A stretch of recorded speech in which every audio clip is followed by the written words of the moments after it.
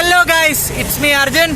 ഞാൻ അങ്ങനെ നമ്മുടെ വൈശാലിക്ക് ഒരു സർപ്രൈസ് കൊടുക്കാൻ ഇറങ്ങിയതാണ്. അവള് രാവിലെ മുതൽ എൻ്റെ പുറകെ നടക്കുകയാണ്. എന്താ കാര്യം എന്ന് ചോദിച്ചിട്ട് ഞാനിത് പ്ലാൻ ചെയ്തിട്ട് ഒരാഴ്ചയായിരുന്നു. നമുക്ക് അവിടെ പോകാനുള്ള ടൈം കിട്ടിയില്ല. ഇങ്ങനെ ഓരോ ഒഴിവേട്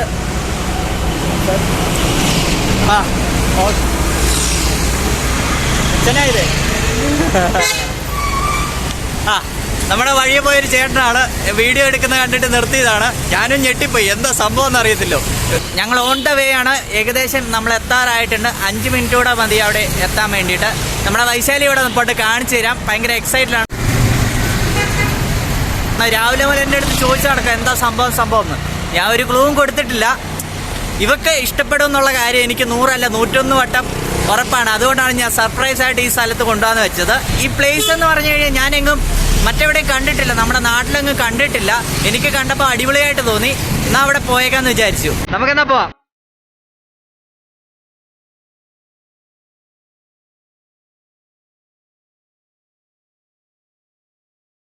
അപ്പോൾ ഇതാണ് നമ്മുടെ സ്ഥലത്തിന്റെ പേര് Milano ice cream 100% fresh Italian gelato. എന്തായാലും അകത്തെ കാഴ്ചകൾ കാണാൻ ഞാൻ ഭയങ്കര എക്സൈറ്റഡ് ആണ്. നമുക്ക് പോയി നോക്കാം അല്ലേ? ഇതൊരു കണ്ടിട്ടൊരു വീട് പോലെയുണ്ട് ശരിക്കും. ഇത് പോയി നോക്കാം. സ്ഥലം എങ്ങനെയുണ്ട്? സ്ഥലം കിടുവായിട്ടുണ്ട്. ഞാൻ പലവിധ അസംഷൻസിലായിരുന്നു, പക്ഷെ ഇങ്ങനൊരു സ്ഥലം സ്വപ്നത്തിൽ പോലും വിചാരിച്ചിട്ടില്ല. ഐസ്ക്രീം വേണോന്നൊക്കെ എന്നോട് 2-3 ദിവസം ചോദിക്കുന്നുണ്ട്, പക്ഷെ ഞാൻ അപ്പോഴും അതായിരിക്കും വിചാരിച്ചില്ല. ഐസ്ക്രീം കഴിക്കണമെങ്കിൽ ഇവിടെ വരെ വരേണ്ട, സർപ്രൈസ് ആയിട്ട് കൊണ്ടുപോകേണ്ട ആവശ്യമൊന്നുമില്ലല്ലോ. എന്തായാലും ഒന്ന് പോയി നോക്കാം. നമുക്ക് കണ്ടിട്ട് ഭയങ്കര എക്സൈറ്റിംഗ് ആണ്. അതെ, നമുക്ക് പോയി നോക്കാം.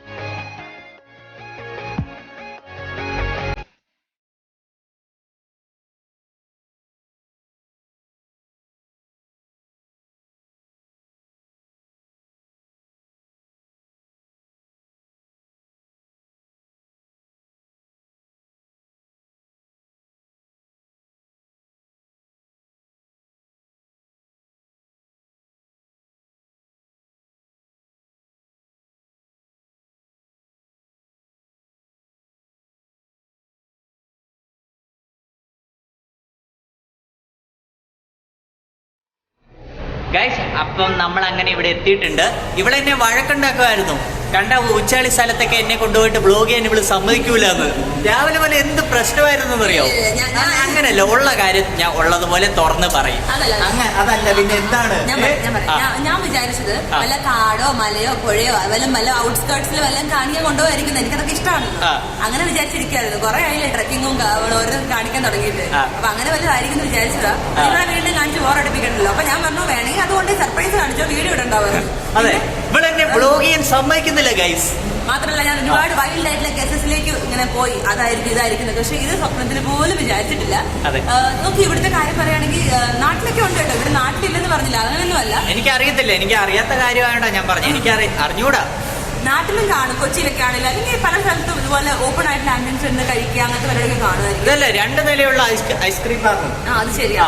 ശരിക്കും പറഞ്ഞാൽ ഇതൊരു വീടാണ്.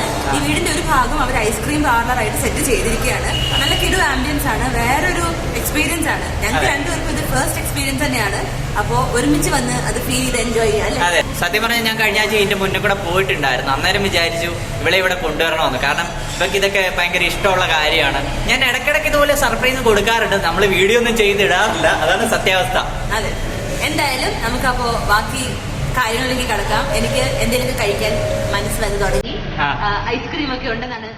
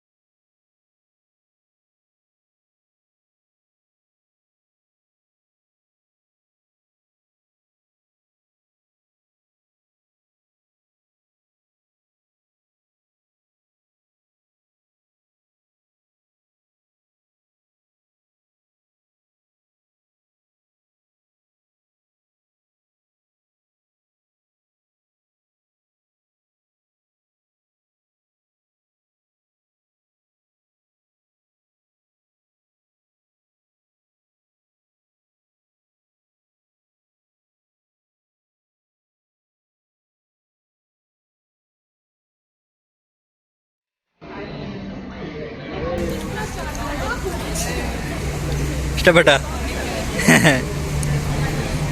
ഹേസൽനട്ട് കൊള്ളാം.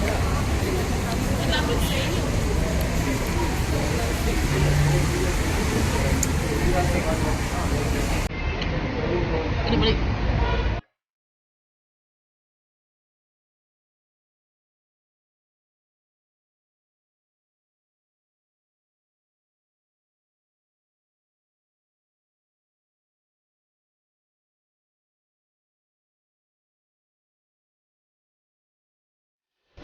അപ്പൊ നമ്മൾ 2 ഐസ്ക്രീം ആണല്ലോ പറഞ്ഞിരുന്നത്. അപ്പൊ 2 ഫ്ലേവർ മിക്സ് ആക്കിയിട്ടാണ് അവർ ഒരു കപ്പിൽ തരുന്നത്.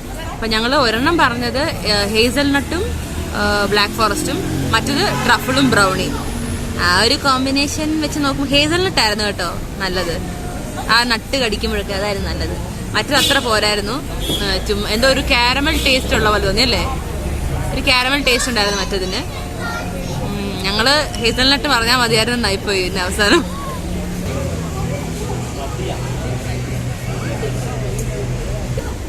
അപ്പോൾ ഹലോ ഗൈസ്, നമ്മൾ നമ്മുടെ കപ്പ് ഐസ്ക്രീം ഒക്കെ ഫിനിഷ് ചെയ്തു. അപ്പോൾ നമ്മളൊരു പിസയ്ക്ക് വേണ്ടി ഓർഡർ ചെയ്തിട്ടുണ്ട്. Pizza margherita. സാധനം അവരിവിടെ കൊണ്ടുതരാമെന്ന് പറഞ്ഞു. ഞങ്ങൾ രണ്ടുപേരും അത് വരാൻ വേണ്ടി വെയിറ്റ് ചെയ്തുകൊണ്ടിരിക്കുവാണ്. അർജുനാണെങ്കിൽ ഇവിടെ എന്നെ നോക്കി ചിരിച്ചോണ്ടിരിപ്പുണ്ട്. അപ്പം ഒന്ന് സാധനം വരട്ടെ, വന്നു കഴിഞ്ഞിട്ട് റിവ്യൂ പറയാം കേട്ടോ. അങ്ങനെ നമ്മുടെ അടുത്ത ഐറ്റം വന്നിട്ടുണ്ട്. നമ്മൾ പിസ്സ മാർഗരീറ്റ അല്ലേ പറഞ്ഞത്? ഇതേ കൂടെ അവര് എന്ത് സോസാ നോക്കിക്കേ. കുപ്പിയോ കാണിച്ച് പെപ്പർ സോസ് അല്ലേ? പെപ്പർ സോസ് ഇവരുടെ ഇത് ഒന്നും ഇണ്ടാണ്ടിരിക്കോ? ചളി അടിക്കാതെ ഉമ്മ ചളി അടിച്ചോണ്ടിരുന്നോളൂ. വേറെ സോസ് നമ്മൾ സാധാരണ കഴിക്കുന്ന പോലെ സോസ്. പിന്നെ ഇതെന്താ സംഭവം? ഒറിഗാനോയും ചില്ലി ഫ്ലേക്സും. അപ്പം ഇത് ശരിക്കും പറഞ്ഞു കഴിഞ്ഞാൽ ഇതൊരു ഇറ്റാലിയൻ റെസ്റ്റോറൻ്റ് ആണ്. ഐസ്ക്രീം മാത്രമല്ല, അത് ഞങ്ങളുടെ തെറ്റിദ്ധാരണയായിരുന്നു. അകത്ത് ചെന്ന് നോക്കിയപ്പോഴത്തേക്കും ഇറ്റാലിയൻ ആയിട്ടുള്ള എല്ലാ സാധനങ്ങളും അവൈലബിൾ ആണ്. ചീസ് സ്റ്റിക്സ്, മറ്റേ പർമേസാൻ സ്റ്റിക്സ്, എല്ലാ സാധനവും അവൈലബിൾ ആണ്. ഞങ്ങളപ്പോൾ അതാ വിചാരിച്ചത്, ഇവിടെ വന്നിട്ട് പിസ്സ കഴിക്കാതെ പോയി. പിസ്സ ഇറ്റാലിയൻകാരുടെ സ്വന്തം കണ്ടുപിടുത്തതല്ലേ, അത് കഴിക്കാതെ പോയി എങ്ങനെ ശരിയാവുന്നത്? അതുകൊണ്ടാണ് പിസ്സയും കൂടെ ഓർഡർ ചെയ്തത്. എന്തായാലും അർജുൻ കഴിക്കുന്നുണ്ട്. ഞാനും അർജുനും കഴിച്ച് റിവ്യൂ പറയാം കേട്ടോ. കഴിച്ചോളാം.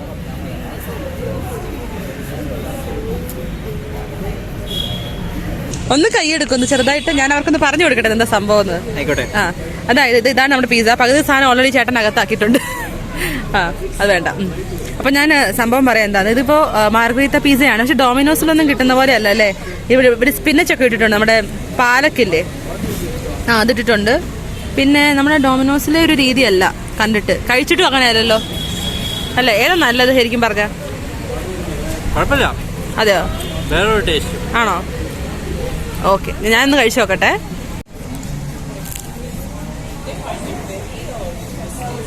കണ്ടിക്കണ്ട ഇലയെല്ലാം കൂടെ എന്റെ പീസ് ചാടി.